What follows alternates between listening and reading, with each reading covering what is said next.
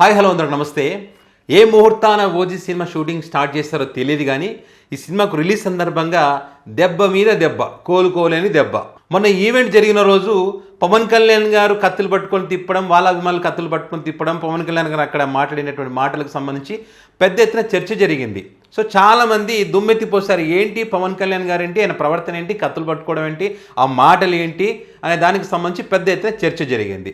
సరే, మరి ఆ ఈవెంట్ అయిపోయి దాని సంగతి మర్చిపోక ముందే ఇక్కడ నార్త్ అమెరికాకు సంబంధించి మరి ఇక్కడ ఏదైతే యార్క్ సినిమాస్ ఉంటారో వాళ్ళు ఈ సినిమాని ఇక్కడ మేము ప్రదర్శించలేమని చెప్పి వాళ్ళు ఆ షోలన్నీ రద్దు చేయడం జరిగింది. సో ఇప్పుడు ఎవరైతే అడ్వాన్స్ బుకింగ్ చేస్తున్నారో అందరికీ డబ్బులు కూడా తిరిగి ఇచ్చేస్తామని చెప్పారు.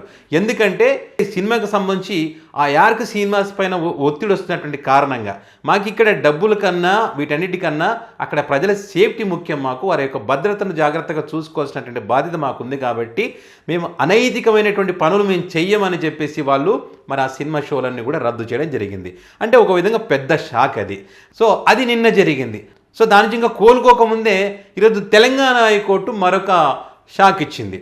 ఏదైతే తెలంగాణలో ఒక జీవో ఇచ్చారు, ఇక్కడ ఆంధ్రప్రదేశ్లో ఏ రకంగా అయితే 24వ తారీఖు 1000 రూపాయలు బెనిఫిట్ షోకి టికెట్లు తీసుకోవచ్చు అని చెప్పి, ఆ తర్వాత 25వ తారీఖు నుంచి అక్టోబర్ 4వ తారీఖు వరకు మల్టీప్లెక్స్ల్లో మరి సింగిల్ స్క్రీన్లోనేమో 100 రూపాయలు, మల్టీప్లెక్స్లో 150 రూపాయలు ఉన్న వాటికంటే ఎక్కువగా పెంచుకోవచ్చు అని చెప్పి 5 షోలు నడుపుకోవచ్చు అని జీవో ఏ రకంగా ఇచ్చారో తెలంగాణలో కూడా అదే రకంగా జీవో ఇచ్చారు. సింగిల్ ఇక్కడనే అక్కడ 1000 రూపాయలు అయితే ఇక్కడ 800 రూపాయలు, ఇక్కడ సింగిల్ స్క్రీన్కి వచ్చేసి 100 రూపాయలు, మల్టీప్లెక్స్కి వచ్చేసి 150 రూపాయలు, ఉన్నదానికన్నా ఎక్కువ తీసుకోవచ్చు అనేటువంటిది ఒక జీవో ఇవ్వడం జరిగింది. ఈ జీవోని సవాల్ చేస్తూ హైకోర్టుని ఆశ్రయించడం జరిగింది. సో ఆ హైకోర్టుని ఆశ్రయించినప్పుడు ఇక్కడ ఏదైతే బెనిఫిట్ షోలు కానీ, అదేవిధంగా టికెట్ ధరలకు సంబంధించి కానీ, అదేవిధంగా స్పెషల్ షోలు కానీ వీటన్నింటికి సంబంధించి పెంచినటువంటి ధరలన్నింటినీ రద్దు చేయాలని సస్పెండ్ చేయాలని చెప్పి మరి హైకోర్టును ఆశ్రయించినటువంటి క్రమంలో హైకోర్టు ఈరోజు మరి ఆ మెమోను సస్పెండ్ చేస్తూ జస్టిస్ ఎన్వి శ్రావణ్ కుమార్ గారు ఈరోజు ఉత్తర్వులు ఇవ్వడం జరిగింది. సో ఈ ఉత్తర్వులు వెలువడిన తర్వాత వీళ్ళు ఏదైతే టికెట్ ధరలు పెట్టారో, ఏదైతే డిసైడ్ చేసుకున్నారో ఈ జీవోకి సంబంధించి అయితే బెనిఫిట్ షోలు కానీ, ఇంకా అదనపు ప్రత్యేక షోలు కానీ, డబ్బులు ఎక్కువగా టికెట్ ధరలు ఎక్కువ పెట్టడం, ఇవన్నీ కూడా క్యాన్సిల్ చేసుకోవాల్సిందే.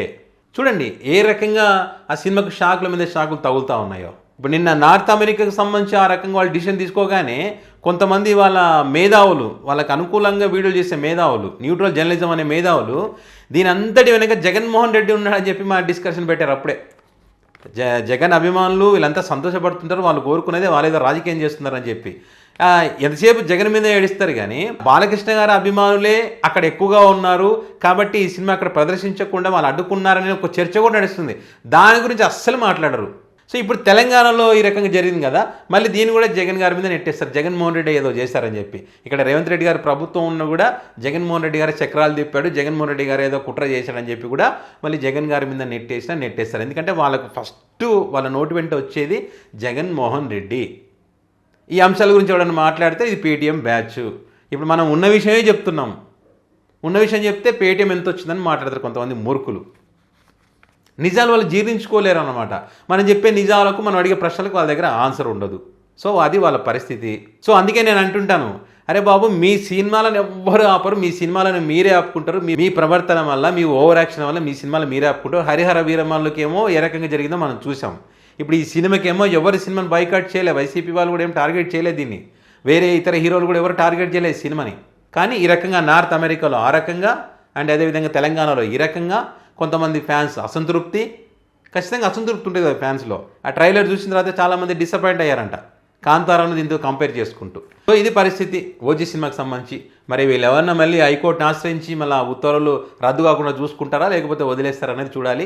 మరి వీళ్ళు ఏదో కలెక్షన్లో ఊచకోత అంటున్నారు కదా, మరి ఈ రకంగా ఓవర్సీస్లో ఇటు తెలంగాణలో దెబ్బపడ్డప్పుడు, ఎందుకంటే నైజాం చాలా చాలా ముఖ్యం కలెక్షన్లో, ఓవర్సీస్ కూడా అంతే ముఖ్యం తెలుగు సినిమా పరిశ్రమకి. సో మరి కలెక్షన్లు ఏ రకంగా ఉంటాయిందన్నది చూడాల్సి ఉంది. సో మరి దీనికి సంబంధించి మీ అభిప్రాయాన్ని కామెంట్ రూపంలో పెట్టగలరు.